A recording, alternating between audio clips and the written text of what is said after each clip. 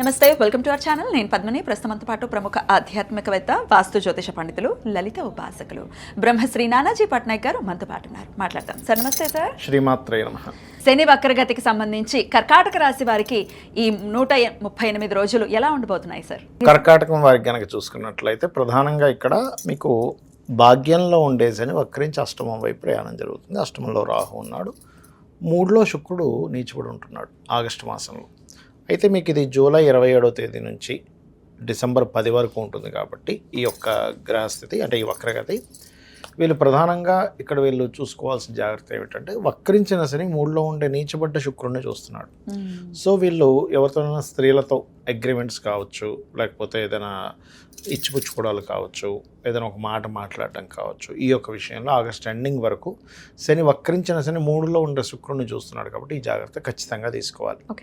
కాకపోతే వీళ్ళకి ఆగస్టు తర్వాత ఇన్వెస్ట్మెంట్స్ పెట్టుకోవడానికి మంచిది, కొత్త అగ్రిమెంట్స్కి మంచిది. బట్ ఆగస్టు లోపల మాత్రం పనికిరాదు. ఎందుకంటే ఇక్కడ ఈ కర్కాటకం వారికి 2లో కేతు ఉన్నాడు.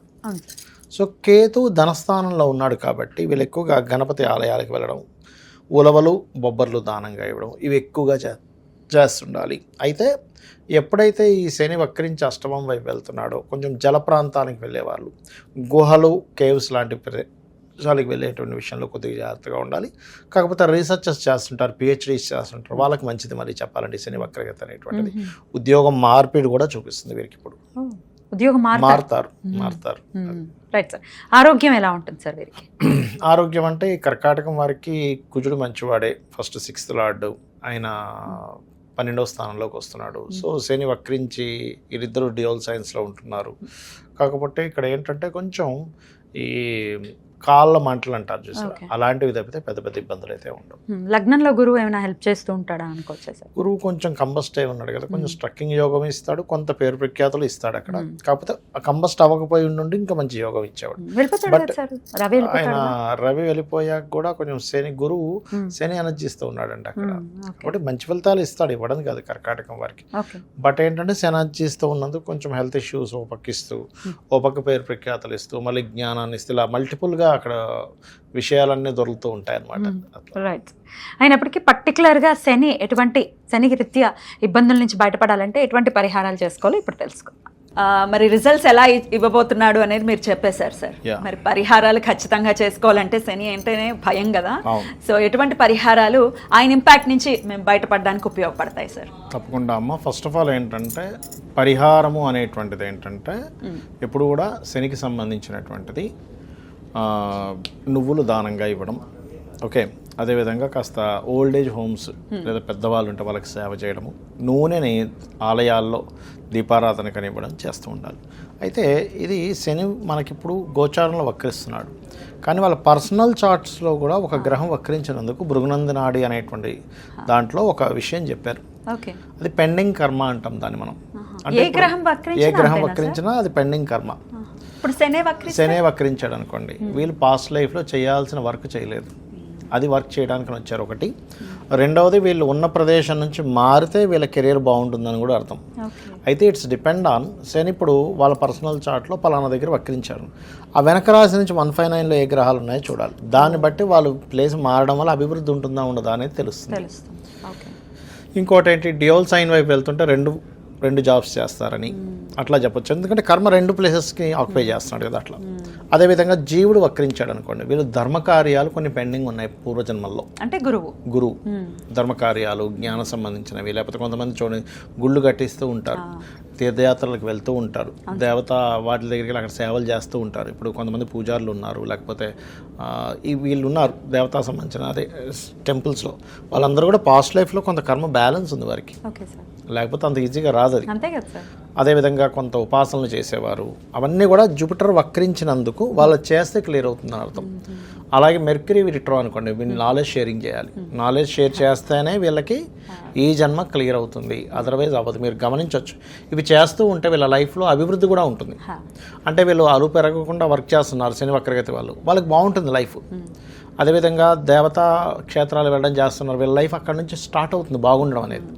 నాలెడ్జ్ ఎంత షేర్ చేస్తూ ఉంటే బుధుడు అంతా ప్లస్ చేస్తాడు, ప్లస్ అవుతూ ఉంటాడు. ఎందుకంటే కుజుడైతే భూములకు సంబంధించింది, అన్నదమ్ములకు సంబంధించిందమ్మా. అంటే ఇప్పుడు కొన్నిసార్లు భూముల్ని వదిలేయాల్సి వస్తుంది, వదిలేయాలి అంటే కొన్నిసార్లు వదిలేసారు. అంటే వక్రించి కేతువుతో కనెక్ట్ అవుతే ఖచ్చితంగా వదిలేయాలి. వక్రించి శుభగ్రహంతో కనెక్ట్ అయితే ఏంటంటే వాళ్ళు వేరే ప్రదేశకు వెళ్ళడం ద్వారా భూములు సంపాదిస్తారు. 100 ప్లేసులు సంపాదించలేరు, మీరు ప్లేస్ మారండి, అక్కడ మీరు బీభత్సంగా భూములు సంపాదిస్తారని చెప్పొచ్చు.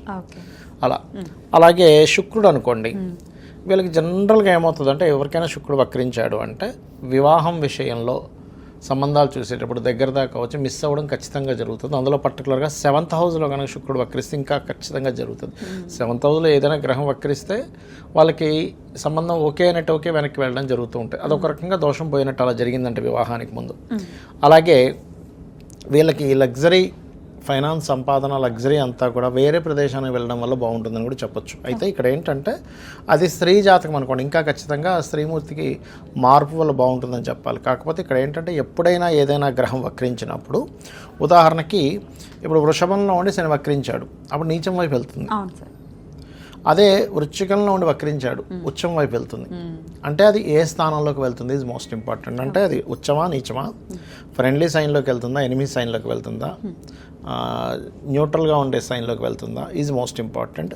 రెండో విషయం ఏంటంటే అది వక్రించినప్పుడు అక్కడి నుంచి 159, అంటే ఉదాహరణకి మిథునంలో ఉండగా వక్రించింది, అప్పుడు అది వృషభం వైపు వస్తూ ఉంటుంది. వృషభము, కన్య, మన మకరము, కన్య, ఈ 3 రాసుల్లో ఏ ప్లానెట్స్ ఉన్నాయనే దాని మీద ఆధారపడి ఉంటుంది దాని రిజల్ట్ అనేది. చాలా పెద్ద క్యాలిక్యులేషన్, చాలా క్యాలిక్యులేషన్. కానీ మీకు దానివల్ల రిజల్ట్ ఖచ్చితంగా మీరు అది పాటించడం వల్ల మీకు రిజల్ట్ వస్తుందమ్మా. ఇప్పుడు ఒక వ్యక్తి వచ్చి అడిగాడు, ఏమంటే నేను ఇక్కడ చేయనా వేరే ప్రాంతానికి వెళ్ళి చేయనా, వక్రించి మంచి ప్లానెట్స్ అనుకోండి, ఖచ్చితంగా వాళ్ళు వేరే ప్రాంతానికి వెళ్ళడం ద్వారానే లైఫ్ బాగుంటుంది. ఇవన్నీ తెలుసుకోవాలంటే ఇట్లా నిష్ణాతుల దగ్గరికి వెళ్ళాల్సి ఉంటుంది. పర్సనల్ చార్ట్ చూసుకోవాలి. బట్ ఇన్ జనరల్ గా మేము రెమెడీస్ చేసుకోవాలనుకుంటున్నాం, మాకు భయంగా ఉంది, చాలా లాంగ్ పీరియడ్ కాబట్టి, మరి శని అనుగ్రహం కోసం ఎటువంటి రెమెడీస్ చేయమంటారు? ఫస్ట్ ఆఫ్ ఆల్ ఇక్కడ రెమెడీస్ అయితే శని అనుగ్రహం కోసం అయితే నేను చెప్పినట్టుగా నువ్వులు దానంగా ఇవ్వడం, ఆయిల్ దానంగా ఇవ్వడం, ఎక్కువ బద్దకించకుండా పోస్ట్ పోన్ చేయకుండా వర్క్స్ కంప్లీట్ చేయడం, ఇవి ఖచ్చితంగా చేయాలి. ఎప్పుడెప్పుడు దానం ఇవ్వమంటారు? శనివారాలు ఇవ్వాలమ్మా ఒకటి. రెండవది శని వక్రగతి ఉంది అంటే ఫస్ట్ ఆఫ్ ఆల్ వాళ్ళు అర్థం చేసుకోవాల్సింది, వాళ్ళ కిందని పనిచేసే వాళ్ళని ఎక్కడా కూడా హీనంగా చేయకూడదు. ఎందుకంటే వాళ్ళకి సేవ చేయడానికి పుట్టాడు ఈయన. మళ్ళీ సమ్ వర్క్, ఇంకా పోయిన జన్మలో మనకు మంచి జాబ్ ఇచ్చాడు బాసు, కానీ మనం ఏదో తూతూ మంత్రంలా చేసి వెళ్ళిపోతున్నాం, అదంతా కూడా పెండింగ్ వర్క్. మళ్ళీ పెండింగ్ కర్మ. ఇప్పుడు అనుకుంటా ఏముందిలే బాస్ చూడట్లేదు, ఇక్కడ సీసీ క్యామ్స్ లేవు, మనం వాడిందే ఆడ పాడిందే పాట అనుకుంటే కాదు. అది ఎవ్రీథింగ్ ఈజ్ కౌంట్స్. ప్రతిదీ మీకు చూసేవాడు ఒకడు ఉన్నాడు, ఒకటేంటి 5 ఉన్నారు. 5 కెమెరాలు పెట్టాడు ఆ ఒక్కడు. ఆ ఒక్కడు 5 కెమెరాలు పెట్టాడు అనమాట. సూర్యుడు, చంద్రుడు, కంటి దగ్గర ఉండే దేవతలు, చెవుల దగ్గర ఉండే దేవతలు అని కొంతమంది ఉంటారు. వీళ్ళందరూ కలిసి 5 రికార్డులు ఒకటే అయి ఉండాలి. మళ్ళీ రాసి వీడియోలు తీసి పెడతారు. వీడియో చూపిస్తారు, నేను చేయలేదండి, ఇక్కడ చేసిన నువ్వు కాదా. ఇక దేవతారాధన, అమ్మవారి ఆరాధన కానీ లేకపోతే ఏ ఆరాధన కొంచెం మంచి ఫలితం ఇస్తుంది? ఎప్పుడైనా శని ఈ కలియుగ దైవం వెంకటేశ్వర స్వామి ఆరాధన అయితే పంచమాధిపతిని బట్టి ఏ ఆరాధన అనేది చెప్పాలి, 9వ అధిపతిని బట్టి ఏ క్షేత్రం అనేటువంటి చెప్పాలి. దాన్ని బట్టి వాళ్ళ పర్సనల్ చార్ట్లో 9th లార్డ్ 5th లార్డ్ చూసుకోవాలి. రైట్ సార్, చాలా అద్భుతంగా తెలియజేశారు సార్. భయపడాల్సిన అవసరం లేదు, మన నడవడిక బాగుంటే ఖచ్చితంగా ఆయన మంచి రిజల్ట్స్ ఇస్తాడు. అంతే కదా. ఇప్పుడు నడవడిక అంటే ధర్మము.